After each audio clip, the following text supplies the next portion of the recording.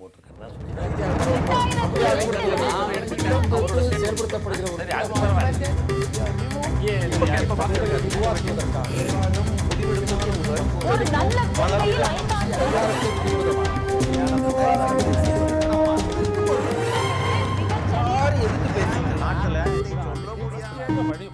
வணக்கம்.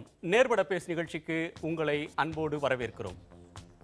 நாட்டையே அதிர்ச்சிக்கு உள்ளாக்கிய ஒரு சம்பவம் நிகழ்ந்த ஆண்டு 1991. அந்த சம்பவத்தில் பலியானவர் முன்னாள் இந்திய பிரதமர் ராஜீவ் காந்தி.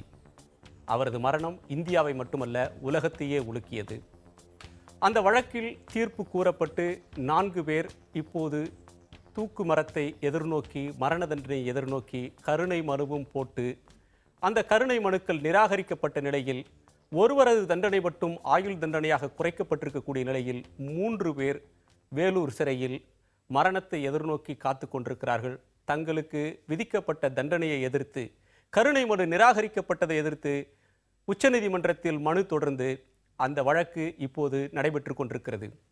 இந்த நிலையில் பல்வேறு காலகட்டங்களில் மரண தண்டனை தேவையா இல்லையா, அது மனிதர்களை திருத்துமா, ஒரு தண்டனை என்பது திருத்துவதற்கா அல்லது தண்டிப்பதற்கா, ஒரு சட்டத்தின் பெயரால் ஒருவரை கொலை செய்வதற்கு பெயர்தான் மரண தண்டனை என்று VR கிருஷ்ணய்யர் போன்றவர்கள் சொல்லக்கூடிய கருத்தை பல்வேறு அரங்குகளிலே நேர்பட பேசு அமர்விலும் நாம் பேசியிருக்கிறோம். மரண தண்டனை தேவையா இல்லையா என்பதை பற்றி.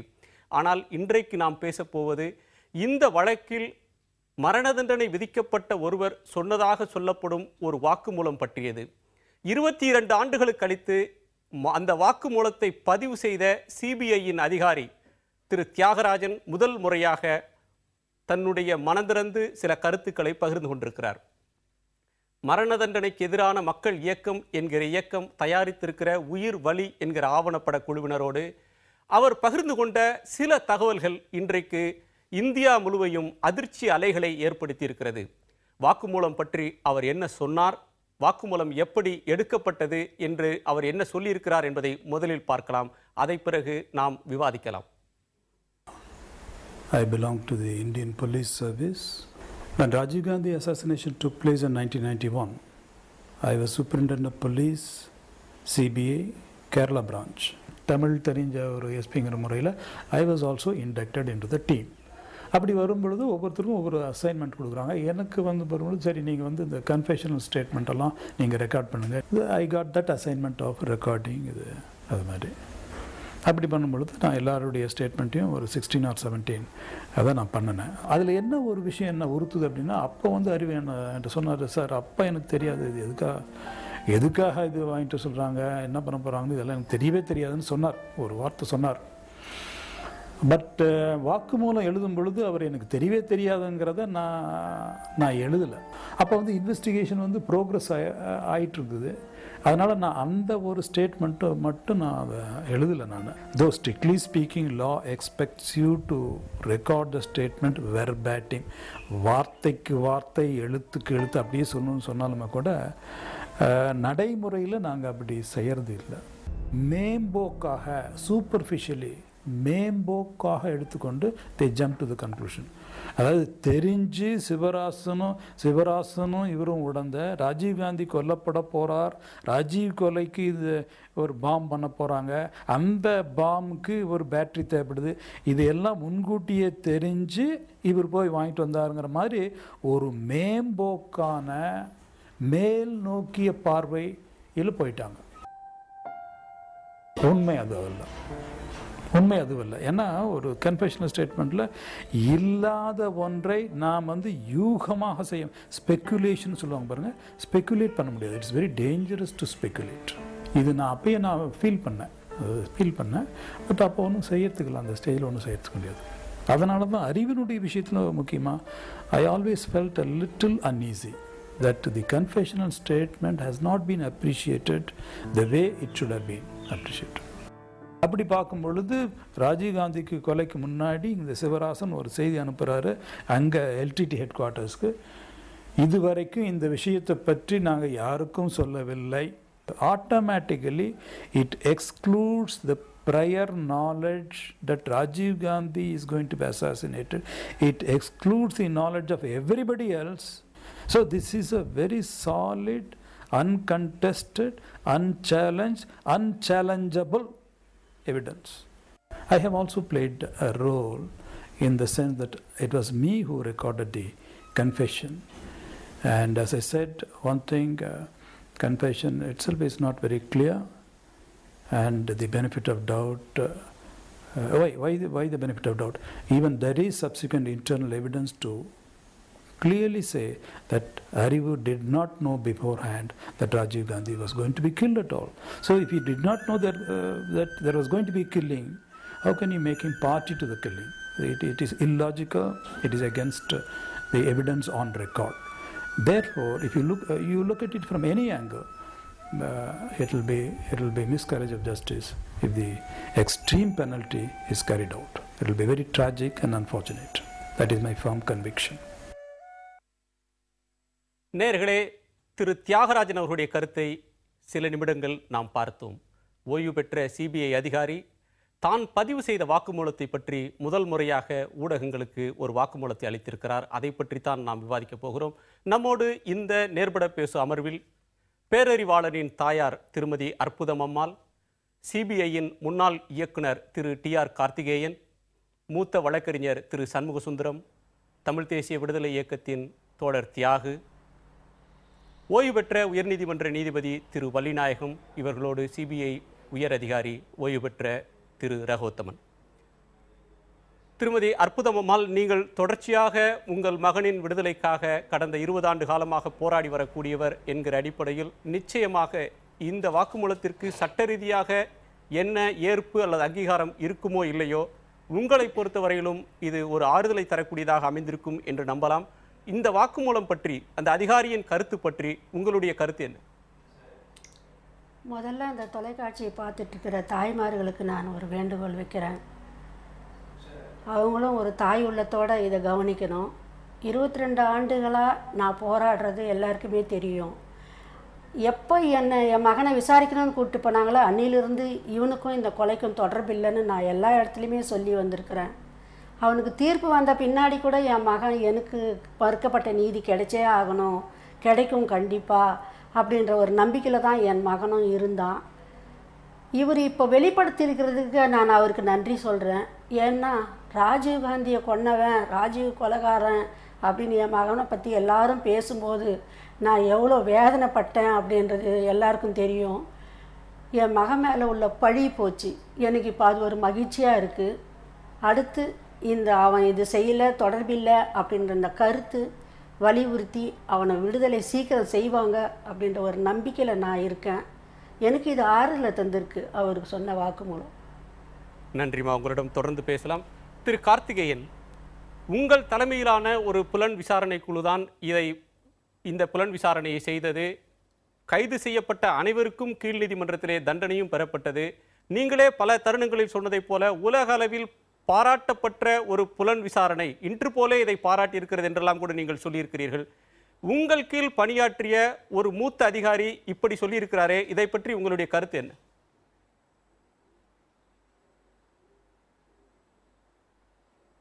அவர் ஒரு நல்ல அதிகாரி. அவர் சொன்ன கருத்துக்கு மறுப்பாக நான் சொல்ல எதுவும் இல்லை. என்னுடைய தலைமையிலே செயல்பட்ட சிறப்பு புலனாய்வு குழுவிலே 4 உயரதிகாரிகள் டிஐஜிகள் இருந்தார்கள். அவர்களில் எல்லோருமே ஐஜி ஆகி டிஜி ஆகி ரிட்டையர் ஆகி பல ஆண்டுகள் ஆகிவிட்டன. அதோடு 8 superintendent of police level Thiyagarajan அவரும் ஒருவர் மிக நல்ல அதிகாரி. 8 அதிகாரிகள், அதுபோக 12 டிஎஸ்பிகள். இவர்களுக்கு தனிப்பட்ட பொறுப்புகள் கொடுக்கப்பட்டன. பிளைண்ட் கேஸ் என்று சொல்வார்களே, எது விதமான ஒரு யூகமும் இல்லாமல், ஒரு குறிப்பும் இல்லாமல் தொடங்கப்பட்ட இந்த வழக்கிலே ஏராளமானவர்கள் தனித்தனியாக அவர்களுக்கு பொறுப்புகள் கொடுக்கப்பட்டன. இவர் இந்த கன்ஃபெஷனல் ஸ்டேட்மெண்ட் என்று சொல்லக்கூடியதை அதை டாடா சட்டப்படி கொடுக்கப்பட்ட அவருடைய பொறுப்பு கொடுக்கப்பட்டது. அவர் சிறப்பாக செயல்பட்டார். ஆனால் அந்த ஒப்புதல் வாக்குமூலத்தின் அடிப்படையிலேயே யாருக்கும் தண்டனை பெற வேண்டும் என்பது எங்களுக்கு ஒரு கருத்தும் அல்ல. அதற்காக அந்த அடிப்படையில் யாருக்கும் வழங்கப்படவும் இல்லை என்பது என்னுடைய கருத்து. ஆனால் 22 ஆண்டுகள் ஆன பிறகு இப்பொழுது அந்த 30-40 அதிகாரிகளில் அவர்களால் விசாரிக்கப்பட்ட போது அதில் ஏராளமான நூற்றுக்கணக்கான ஆயிரக்கணக்கான பக்கங்கள், அதிலே ஒரு வரி அவர்கள் சரியாக எழுதினாரா இல்லை என்பதை பற்றி அவர் கொண்ட கருத்துக்கு நான் மறுப்பு சொல்ல முடியாது. அவர் சொல்லியிருந்தால் அவர் உண்மையாகத்தான் இருக்க வேண்டும். ஆனால் என்னுடைய கணக்குப்படி, என்னுடைய எண்ணப்படி அந்த ஒப்புதல் வாக்குமூலத்தின் அடிப்படையிலே இந்த தீர்ப்பு வழங்கப்படவில்லை என்பது கருத்து. அதோடு மரண தண்டனை பற்றி நான் பல ஆண்டுகளாக சொல்லி வருகிறேன். 10 ஆண்டுகள், 15 ஆண்டுகள், இப்பொழுது 20 ஆண்டுகள் ஆன பிறகு மறுவர்களுக்கு மரண தண்டனை விருப்பது எனக்கு சரியாகப்படவில்லை. அதனால்தான் ஜஸ்டிஸ் சி கிருஷ்ணய்யர், இந்த மாதிரி ஜஸ்டிஸ் தாமஸ் அவர்கள் சொல்வதைப் போல ஏதோ காரணமாக இருந்தாலும் 20 ஆண்டுகளுக்கு நீங்கள் அந்த மரண தண்டனையை நாம் நிறைவேற்ற இல்லாதிருக்கும் பொழுது அவர்களை இப்பொழுது மரண தண்டனைக்கு உட்படுத்துவது சரியல்ல, நியாயமல்ல என்பது என் கருத்து என்பதை பலமுறை சொல்லியிருக்கேன் முதலே. திரு கார்த்திகேயன், நீங்கள் சொல்வது மன்னித்து பெருந்தன்மையாக விடுதலை செய்வது, விடுவித்து விடுவது, 20 ஆண்டு காலம் இருந்து விட்டார்கள் என்பதற்காக விடுவித்து விடலாம் என்று சொல்லக்கூடிய ஒரு கருத்து. இன்னொன்று, இந்த வழக்கில் அவருக்கு சம்பந்தம் இல்லை, அவர் சொல்லாததை நான் எழுதிவிட்டேன். இல்ல அது அவர் சொன்னார். நான் சொல்வதற்கு என்றுமில்லை. தியாகராஜன் அவர்கள் சொன்னால் அது அவர் மனசாட்சிப்படி செயல்படக்கூடியவர். அவர் நீதிபதியாகத்தான் செயல்பட்டார், இதுவரை போலீஸ் எஸ்பியாக செயல்படவில்லை. திரு தியாகு, வாக்கு மூலம் அவர் நீதிபதியாக வேண்டும் என்று நான் சொல்லவில்லை. யாரையும் மரண தண்டனைக்கு உட்படுத்தக்கூடாது யாரையும் என்பதுதான் என்னுடைய கருத்து என்று. சரி, அது ஒரு பொதுவான தத்துவார்த்த நிலை. இந்த வழக்கை பற்றி வருவோமேயானால் மரண தண்டனை வேண்டுமா வேண்டாமா என்பதை பற்றி பல அமர்வுகளில் நாம் பேசியிருக்கிறோம். திரு தியாகு, மரண தண்டனை என்பது இந்த விஷயத்தில் அவர் அளித்த வாக்குமூலம், ஒப்புதல் வாக்குமூலம், கன்ஃபெஷன் ஸ்டேட்மெண்ட் அடிப்படையில் மட்டும் தந்ததாக நான் கருதவில்லை என்று திரு கார்த்திகேயன் சொல்கிறார். இந்த வழக்கை நீண்ட காலம் பார்த்து வரக்கூடியவர், நடத்தியவர் அப்படின்ற முறையில் இந்த தீர்ப்பு எப்படி வழங்கப்பட்டது? இந்த ஒப்புதல் வாக்குமூலத்திற்கும் அதற்கும் தொடர்பில்லையா? ஒப்புதல் வாக்குமூலம்தான் இங்கு முதன்மையான சான்று. ஏனென்றால் வழக்கமான இயல்பான சட்டத்தின்படி இந்த வழக்கு நடைபெற்றிருக்குமானால் இந்த காவல்துறையிடம் கொடுக்கிற ஒப்புதல் வாக்குமூலம் என்பது நீதித்துறையிடம் கொடுக்கிற ஒப்புதல் வாக்குமூலத்தைப் போல ஏற்புடைய சான்றாக ஒத்துக்கொள்ளப்படாது. It is not admissible evidence. சில விவரங்களை திரட்டுவதற்கு, வேறு சாட்சிகளை கொண்டு வருவதற்கு அதுக்கு தான் பயன்படும் போலீஸில் கொடுக்குற வாக்குமூலம் என்பது. இங்கே அடிப்படை பிரச்சனையே என்னென்னா, தடா சட்டத்தின்படியான வழக்கு என்பதால் மட்டும்தான் இது ஒரு அட்மிசிபிள் எவிடன்ஸாகவே முதல்ல மாறுது. ஆனால் என்ன உச்சநீதிமன்ற தீர்ப்பில் இருக்கிற முரண்பாடு என்றால், இது தடா சட்டத்தின்படியான குற்றச்சாட்டுகள் மெய்ப்பிக்கப்படவில்லை என்று 3 நீதிபதிகளும் ஒருமனதாக கருத்து தெரிவித்திருக்கிறாங்க. ஏனென்றால் ராஜீவ் கொலை என்பது ஒரு பயங்கரவாத செயல் அல்ல. தடா சட்டத்தில் கொடுக்கப்பட்டிருக்கிற வரைவிலக்கணப்படி, டெஃபனேஷன் படி இது ஒரு ஹீனஸ் கிரைம், ஒரு மர்டர், எது வேணாலும் வச்சுங்க, ஆக்ட் ஆஃப் ரிவெஞ்ச் எல்லாமே சொல்கிறாங்க. ஆனால் it is not a terrorist act. அப்போ டெரரிஸ்ட் ஆக்டிவிட்டி இல்லைங்கும் போது தடா சட்டம் இந்த வழக்கிற்கு பொருந்தாது. இப்போ இதே போல் கல்பனாத் ராய் வழக்கு 1997 வந்துச்சு. ஏன்னா இது ஹிந்து ஏடு தலையங்கத்தில் சுட்டி காட்டிய ஒரு செய்தி. இது கல்பனாத் ராய் என்கிற காங்கிரஸ் தலைவர் மீது தடா சட்டத்தினுடைய வழக்கு இருந்தது. அது தடா சட்டம் அவருக்கு பொருந்தாதவருடைய செயலுக்குன்னு சொன்ன உடனே அந்த ஒப்புதல் வாக்கு மூலத்தை ஒரு சான்றாக ஏற்றுக்கொள்ள முடியாது என்று உச்சநீதிமன்றம் நிராகரித்து விட்டது. இப்போ இந்த வழக்கில் அந்த விவாதம் நடந்தது. கல்பனாத் ராய் வழக்கிற்கு எது பொருந்துமோ இதுக்கு பொருந்தும்னு சொன்னாங்க. இந்த ஒப்புதல் வாக்கு மூலம் அதை பற்றி உங்களுடைய கருத்து என்ன? முதல்ல ஒன்று தெரிஞ்சுக்கணும், எந்த குற்றவாளியும் அவனாக விரும்பி ஒப்புதல் வாக்கு மூலம் கொடுக்குறான் என்பதே ஒரு மித்து, கட்டுக்கதை. இந்த வழக்கில் மட்டும் இல்லை, எந்த வழக்கிலையும் அது ரொம்ப அரிதிலும் அரிது. அது அந்த மாதிரி யாரும் போய் பாவ மன்னிப்பு கேட்குற மாதிரி தனியாக உட்காந்து யாரும் ஒப்புதல் வாக்கு மூலம் கொடுக்க மாட்டாங்க. உண்மையிலேயே ஒப்புதல் வாக்கு மூலம்னா என்ன? இந்த வழக்கில் முதல்ல அவனை விசாரிக்கும் போது என்ன சொல்கிறானோ அதை நீங்கள் பதிவு பண்ணுங்கள், அது ஒப்புதல் வாக்கு மூலமாக இருக்கும். அதில் ஒத்துக்கலைன்னா நீங்கள் you have the art of investigation. புலனாய்வு மூலம் அவன் சொல்கிறது தன்னை நிரபராதின்னு சொல்லிக்கிற தப்பு, அவன் குற்றவாளி நீங்கள் மெய்ப்பிக்கணும். அவங்ககிட்டயே ஒப்புதல் வாக்கு மூலம் வேண்டி அவன்கிட்ட மெய்ப்பிக்கிறதுங்கிற ஜுடிஷியல் கன்ஃபெஷனில் என்ன நடக்கும்? நீதிபதி எடுத்தோன்னு சொல்லுவார், தனி அறையில் வச்சு சொல்லுவார், உன்னை இதனால் அப்ரூவ் ஆக்கிடுறேன்னாங்களா, விடுதலை பண்ணிவிடுவேன்னாங்களா, உனக்கு ஏதாவது ஆசை காட்டினாங்களா, அதெல்லாம் நீ நம்ப வேண்டாம், இதுவே உனக்கு எதிராக பயன்பட்டுரும், நல்லா யோசிச்சுட்டு வா, நாளைக்கு சொல்லும்பாங்க. காவல்துறை அதிகாரிகள் முன்னால் இதெல்லாம் இப்படி கேட்பார், நீ இப்படியெல்லாம் சொல்லணும்னு சொல்லி அனுப்புவாங்க. அடுத்த நாள் போய் அவன் திரும்ப ஒப்புதல் வாக்குமூலம் கொடுத்துட்டு வருவான். இந்த ஒப்புதல் வாக்குமூலங்களே காவல்துறையினுடைய வழக்கை மெய்ப்பிப்பதற்கான ஒரு குறுக்கு வழியாகத்தான் பயன்படுத்தப்படுது இயல்பான சட்டங்கள்லேயே. அப்படி இருக்கும்போது தடா சட்டத்தின் கீழ் இந்த ஒப்புதல் வாக்குமூலம், அதிலும் குறிப்பாக ஒரு எஸ்பி லெவலில் இருக்கிற ஒரு உயர் அதிகாரி, அவர்தான் 17 பேரிடம் ஒப்புதல் வாக்குமூலம் வாங்கினவர் இந்த வழக்கில். டிஆர் கார்த்திகேயன் அவர்களே கூட ஒரு மனசாட்சி உள்ள நேர்மையான அதிகாரி என்று அவரை பற்றி பாராட்டி சான்றிதழ் இந்த நேரத்திலும் கூட வழங்குகிறார் திரு வள்ளிநாயகம். இந்த வாக்குமூலம் எப்படி வாங்கப்பட்டது நீங்க நினைக்கிறீங்க? அந்த வாக்குமூலத்துடைய சட்ட அந்தஸ்து என்ன? இதற்கு வெறும் மாரல் அத்தாரிட்டி தான் உண்டா, இல்ல இதற்கு லீகல் வேலிடிட்டி எதுவும் உண்டா?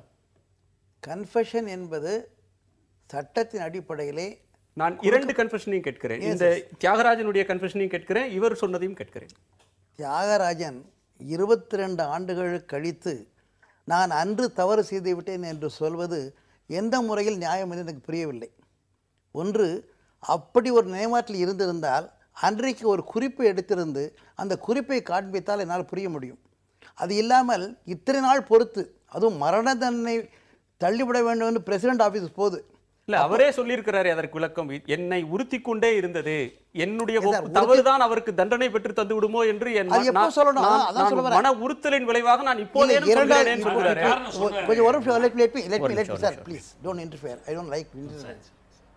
நான் என்ன சொல்றேன்னா, முதல் முறையாக பிரசிடென்ட் போகும்போது உண்மையிலே உறுத்தி இருந்தால் he could have written letter to the president, then would have consulted the president. அப்போ விட்டார். At least when the matter comes again to Supreme Court அப்போவா சொல்லியிருக்கலாம். அப்பவும் சொல்ல. What is the use of giving a statement legally? Please understand that either morally or legally. தாமதமாக சொன்னால் அதற்கு பொருள் உண்மை இல்லைன்னு சொல்றீங்களா? அப்படி சொல்ல வரல. What is the legal validity? I can make so many statements today. What is the legal? Tell me, what is the legal validity? The confession has been accepted, acted upon. Right. அதாவது அந்த confession அவர் சொல்லியது 2-3 stage. Sir சொல்லியபடி அதுக்கு தனி விதிவிலக்கு மூலமாக ஒரு போலீஸார் சொன்னால் கன்ஃபெஷன் கொடுக்குறாங்க. அந்த கன்ஃபெஷன் கொடுத்தோன்னா கையெழுத்து வாங்கப்படுகிறது. அந்த கையெழுத்து வாங்கப்படும் போது அவர் படித்து பார்த்து கையெழுத்து போடுகிறார். நீங்கள் திருத்தப்படவில்லை. இவர் என்ன சொல்ல, அவர் சொல்லுவதை எழுதவில்லைங்கிறார். அவர் அப்படி சொல்லுவதை எழுதவில்லை என்றால் இவர் நிச்சயமாக அந்த அறிவாளன் நான் எழுதவில்லைன்னு காண்பிச்சுக்கலாம். ஓகே, அந்த சமயத்தில் சொல்ல கூட he has got time. He could have still 24 hours later or at the time of trial. அப்போது அதற்கான சூழல் வரவில்லை, அப்படியான சூழல் இல்லைன்னு சொல்றாரு. I'm sorry, எப்படி சார் நான் ஒரு நிமிஷம் திரு அற்புதம் நீங்க சொல்லுங்க. இவர் பேரறிவாளன் நிலையில இருந்திருந்தாருன்னா அன்னைக்கு எப்படி கையெழுத்து போட்டிருப்பாருன்னு அவருக்கு தெரிஞ்சிருக்கும். அவர் நீதிபதியாவே இருக்கிறாரு. மனசாட்சி இருந்தாக்கா இதை ஒத்துக்கணும் அவரு. இல்ல நான் பேசலாமா? இல்ல இப்ப ஒன்று சொல்ல சார், தயவுசெய்து புரிஞ்சுடுங்க. மக்கள் மத்தியிலே அதாவது ஒரு நீதித்துறையை பற்றி தவறான எண்ணம் நிச்சயமாக வரக்கூடாது. இந்த நீதித்துறையை எல்லாம் நம்பிட்டு இருக்காங்க. இப்போ கொஞ்ச நாளாக நீதித்துறையோட விளையாடுவது என்பது பொழுதுபோக்காக மாறிவிட்டது. இல்லை, இந்த இடத்துல நான் குறுக்கிட்டு நினைக்கிறேன். நான் குறுக்கிட்டுறேன். சொல்லுங்க. இந்த வழக்கில் தீர்ப்பு சொன்ன கேடி தாமஸ் ஓய்வு பெற்ற உச்சநீதிமன்ற நீதிபதி. கேட்டு முடிச்சிடுறேன். அவர்தான் சொல்லியிருக்கிறார் இந்த சட்டப்படி இவருக்கு கொடுத்த தண்டனை தவறு என்று. தண்டனை வேறு. இப்போது தூக்கு தண்டனை விதிப்பது என்பது அன்கான்ஸ்டிடியூஷனல் என்கிற வார்த்தை சொல்கிறார். அந்த பாயிண்ட் அதுவே தப்பு. ஏன் சொல்றேன், இப்ப நீதித்துறையை களங்கம் கற்பிப்பது அல்லது மரியாதை குறைவாக நடத்துவது என்ன பொறுத்த மட்டும் you can file a contempt against even Thomas, whoever it is. ஏன்னா ஒரு நீதித்துறையில் இருந்து உச்ச நீதிமன்றத்தின் நீதியாக இருந்து தீர்ப்பு சொன்ன பிரிவு வீட்டுக்கு வந்துவிட்டாங்க தப்புன்னு ஸ்டேட்மெண்ட் போடுறது என்ன காரணம்? What is the purpose is going to serve? சரி, திரு சண்முக சுந்தரம், ஒரு மூத்த வழக்கறிஞர் என்கிற அடிப்படையில் உங்கள் கருத்து என்ன? இந்த வாக்குமூலத்திற்கு சட்ட ரீதியாக ஏதேனும் பொருள் உண்டா? அதாவது நீங்க கேட்கறது இன்று தற்பொழுது திரு தியாகராஜன் கொடுத்த வாக்குமூலத்தை கேட்கிறீங்களா? அப்படி கேட்டீங்கன்னா அதை நிராகரிக்க முடியாது. அது நிராகரிக்க முடியாது. ஏன்னா இதே போன்ற நிலைமை வேறு சில வழக்குகள்லையும் வந்திருக்குது. குறிப்பா ஜஹீரா ஹபீபுல்லா ஷேக்ன்ற ஒரு பெஸ்ட் பேக்கரி கேஸ் உங்களுக்கு நினைவு இருக்கும்னு நினைக்கிறேன். குஜராத்தில் பல பேர் கொல்லப்பட்ட ஒரு சம்பவம் குஜராத் ரைட்ஸ்ல. அந்த வழக்க சுப்ரீம் கோர்ட்டு அந்த வழக்கு கொடுத்து ஆராயும் பொழுது இதை பத்தி சொல்லியிருக்கிறாங்க. பின்னால் ஒருவர் ஒரு சாட்சியம் அளிப்பாரேனால் வழக்கெல்லாம் முடிந்த பிறகும் அல்லது ஒரு அப்பீல் இருக்கும் பொழுதும் ஒரு வாக்குமூலம் கொடுப்பாரேனால் எல்லா வாக்குமூலத்தையும் நிராகரிச்சிட முடியாது. ஒரு முக்கியமான வாக்குமூலம் கொடுக்கப்பட்டால் அதை ஏற்றுக்கொள்ள வேண்டும் அப்படின்னு தான் அந்த ஜஹீரா ஹபீபுல்லா ஷேக்ன்ற வழக்கில் சொல்லி பின்னாடி அந்த வழக்கையும் திருப்பி அனுப்பிச்சாங்க சுப்ரீம் கோர்ட். அதனால இது வந்து அட்மிசிபிள் இல்லை, இது ஏற்றுக்கொள்ள முடியாது அப்படின்னு சொல்ல முடியாது. ஆனா இப்போ திரு தியாகு சொன்னாங்க, அதுபோல இவர் திரு கார்த்திகேயன் சொன்னாங்க. அவங்க சொன்னதெல்லாம் இந்த செக்ஷன் 15 கன்ஃபெஷன், செக்ஷன் 15 கன்ஃபெஷன் இருக்க தடா சட்டத்துல அதை வந்து அந்த செக்ஷன் 15 செல்லுபடி ஆகுமா இல்லையாங்கிறத 94 கர்த்தார் சிங்னு ஒரு வழக்குல அதை ஒரு தீவிரமா ஆராய்ந்தாங்க. அதுல வந்து ஒரு 5 பேர் அடங்கிய கான்ஸ்டிடியூஷன் பெஞ்ச். ஏன்னா 91 இருந்து இந்த தடா சட்டம் ஒரு சில இடங்கள்ல துஷ்பிரயோகம் பண்ணப்பட்டது. அதாவது தமிழ்நாட்டில் ஒரு சில வழக்குகள்ல தேவையில்லாம தடா சட்டம் பயன்படுத்தப்பட்டது. அதாவது குறிப்பா சொல்ல வேணா இந்த பத்மநாபா வழக்கு, அப்புறம் தோங்குடாபா ஷிப் வழக்கு, இதெல்லாம் நான் வந்து எதிரிகளுக்காக வாதாடிய பொழுது இந்த வழக்குகள் எல்லாம் தடா சட்டம் தவறாக பயன்படுத்தப்படுகிறது என்று எடுத்து சொன்னோம். அதுபோலவே இந்த செக்ஷன் 15 கன்ஃபெஷனுமே ஒரு காவல் அதிகாரி முன்னாடி அது பதிவு செய்யப்படக்கூடாது என்று நாங்கள் வாதிட்டோம். ஆனால் உச்ச நீதிமன்றம் அந்த கர்த்தார் சிங் வழக்குல 5 பேர் அடங்கிய பெஞ்சில் 3 பேர் வந்து அந்த செக்ஷன் 15 செல்லுபடியாகும், அதற்கு ஒரு சேஃப்கார்ட்ஸ், ஒரு சில பாதுகாப்பு வளையங்கள் நாங்கள் கொடுக்கிறோம், அதுல செல்லுபடியாகும் என்று சொன்னாங்க. அதுலேயும் 2 நீதிபதிகள் சொல்லும்போது இந்த காவல் அதிகாரிகள் வந்து ஒப்புதல் வாக்கு மூலம் பதிவு செய்யறதே வந்து நடைமுறையில சாத்தியம் இல்லை, அப்படி பண்ணக்கூடாது. ஏன்னா இங்கிலாந்து, அமெரிக்கா போன்ற நாடுகளில் இருக்கிற காவல் அதிகாரிகளுக்கும் இந்தியாவில் இருக்கிற காவல் அதிகாரிகளுக்கும் வித்தியாசம் இருக்குது அப்படின்னு இவங்க மேல நம்பிக்கை இல்லைன்ற மாதிரி சொன்னாங்க. ஒரு ஆஸ்பெக்ட். 2வது ஆஸ்பெக்ட், இந்த கன்ஃபெஷன் ரெக்கார்ட் பண்றப்போ ஜுடிஷியலி ட்ரெயின்டு மைண்ட், அவங்க மாதிரி மேஜிஸ்ட்ரேட் மாதிரி ஜுடிஷியலி ட்ரெயின்டு பீப்புள் தான் பண்ணணும், ஒரு காவல் அதிகாரி பண்ணக்கூடாது அப்படின்னு அந்த 2 பேர் சொன்னாங்க. 2 நீதிபதிகள் சொன்னாங்க. இது டிசெண்டிங் ஜட்ஜ்மெண்ட். இப்போ இன்னைக்கு பாத்தீங்கன்னா அந்த டிசெண்டிங் ஜட்ஜ்மெண்ட் உண்மையாக தெரிகிறது. ஏன்னா அதுதான் இன்றைக்கு நடந்திருக்கு. ஒரு முக்கியமான, அதாவது இந்த நூற்றாண்டிலேயே ஒரு மிகப்பெரிய வழக்கு. அதற்காக நமக்கு திரு கார்த்திகேயனை பாராட்ட வேண்டும். மிகச்சிறந்த புலனாய்வு செஞ்சிருக்கிறாங்க.